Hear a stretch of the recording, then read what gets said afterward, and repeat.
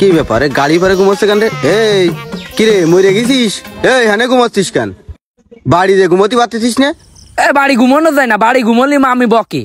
বকে মানে? তুই কি তোর মামিকের কাছে যে ঘুমাইস নাকি? ঝামেলার আছেন তো ভাই, উল্টো পাল্টা কথা করছেন। মামির কাছে যায় ঘুমাবো কি জন্য? ওই মামাই তো ভাইয়ের রুমে ঘুমোই, কিন্তু আমি দিনের বেলা ঘুমোলি বকে আমার মামি। মামার কাছে নালিশ করে, দিনের বেলা ঘুমানো আমার দেখতে পারে না। শোন, তোর মামা বাড়ি তোর আর কেউ বকবে না, সেই লাইন আমি করে দিচ্ছি।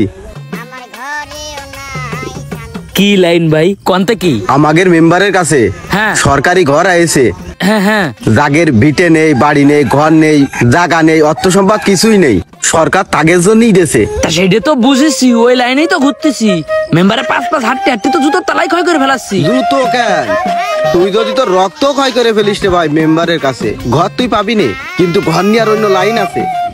কি লাইন? শোন, তুই যদি 50,000 টাকা লাইন করে দিতে পারিস, আমি ঘর নিয়ে দিবানে মেম্বারের কাছে 2 রুমের। 50,000 টাকার লাইন করে আমি 2 রুমের ঘর নেব কেন? 50,000 টাকার লাইন করতে পারলে তো আমার কোনো টেনশনই থাকতো না। কাঠ বাস দিয়ে হলেও তো রাস্তার কোলে ঘর বেঁধে থাকতাম, কিন্তু আমার তো সেরকম টাকার ক্যাপাসিটি নেই। টাকা ছাড়া ঘরের লাইন করে দেওয়া যাবে না? হোস পাগল, ফ্রিতে আজকাল কোনো কিছু হয় রে পাগল? 3-4 লাখ টাকার ঘর তুই ফ্রিতে নিবি? এই একটা ঘরের জন্য মেম্বারের পাশ কতজন করতে তুই জানিস? তা মেম্বারের পিছনে ঘুরলে তো হবে না, এই এলাকায় অসহায় কিনা সেটা আগে দেখতে হবে। আমার মা নেই, বাপ নেই, থাকি নানিকের বাড়ি, তাহলে ওই ঘরটা আমার প্রাপ্য না? এই তোর ঘরের লাইন করতে আমি পারবো না। তা তো পারবা না, সেটা জানি।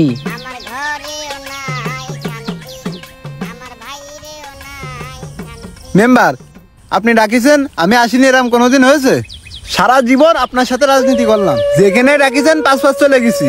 এখন সরকার থেকে ঘর পাঠা আছে, আপনি একবারও আমার কইলেন না। এই তোর কি করতে হবে? সরকার তো ঘর পাঠা আছে অসহায় দরিদ্র লোকের জন্য, তোর জন্য পাঠা আছে নাকি? তোর তো ইনকাম পাতি ভালো আছে, তুই তো প্রত্যেক বছরই জায়গা জমি কিনতেছিস। আমি জায়গা জমি কিনতেছি, ঘর বাড়ি আছে, এটা তো আপনি জানেন আর আমি জানি, সরকার তো জানে না। আপনি ফরমে আমার কিছু নেই এরে উঠবেন, একটু ব্যবস্থা করে দেন, আমি একটু থাকি। আরে সরকার তো যে কটা ঘর আছে সেখান থেকে চেয়ারম্যান কিছু গরিব মানুষ নিয়ে এসে রাখবে, আর কিছু ঘর আছে সেটা আমার লাইনে আছে। এখন উপরে কিছু টাকা খাওয়ায় নিয়ার লাইন করতে হবে না, তোরে দেওয়া যাবে, সমস্যা নেই। কিছু টাকা দিতে পারবি নি? কত? 4-5 লাখ টাকার ঘর 50,000 টাকা দিলে 2 রুম নিয়ে দিতে পারবানে। কোনো ব্যাপার না, আপনি লাইন করেন। আচ্ছা ঠিক আছে, ঘর তোরে দিবানে। তোমার যে কন্ট্রাক্টরের দায়িত্ব দিলাম, তুমি কাজটা করলে কি?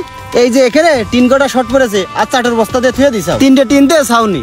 আর এই যে কলপাটটা যে রোদি ফুটতেছে, 4টে খুঁটি দিয়ে 2টো টিন তো দিয়ে দিতে পারো। ও মেম্বার ভাই, কি এই ঘর কি সব বুক হয়ে গেছে? হ্যাঁ, সব বুক হয়ে গেছে। তাই এই পাশে 2টো রুমই নাকি এখনো লোক উঠিনি? ওই 2টো রুমই আমার একটু লাইন করে উঠোয় দেন, আমার থাকার খুব সমস্যা হচ্ছে। ঘর কি মুড়ি যে সালামাত দিয়ে দিলাম? তোর চেয়ে গরিব মানুষ আছে, তারা ওই ঘরে উঠবে। মেম্বার, আমার চেয়ে গরিব মানুষ কিডা আছে? আমার চেয়ে গরিব মানুষ এই গ্রামে আর কিডা আছে কন? আমি তো দেখিছি, ওই যে ইমন্নারে ঘর দিছেন, ওর জমি জায়গা আছে, ওর টাকা পয়সা আছে, ওরে ঘর দিয়ে থুয়ে বসে রয়েছেন।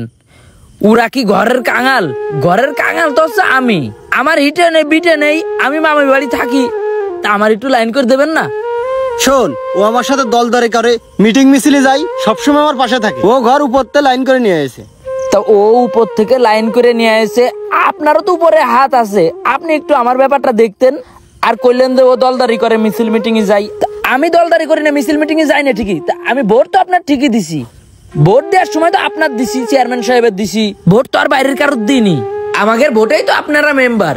তা তুই আমার সাথে কি বেড়াচ্ছিস? তোর কি পুরো মনে আছে যে তুই আমার ভোট দিছিস?